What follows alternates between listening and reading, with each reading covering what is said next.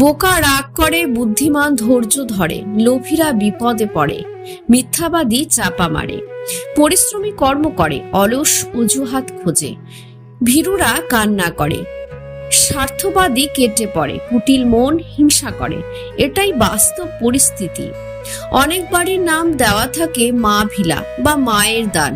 খোঁজ নিলে জানতে পারবেন সেই মালিকের মা বৃদ্ধাশ্রমে। গরিবকে অবহেলা করবেন না, কারণ ধনী হতে অনেক সময়ের প্রয়োজন হয়, কিন্তু গরিব হতে বেশি সময়ের প্রয়োজন হয় না।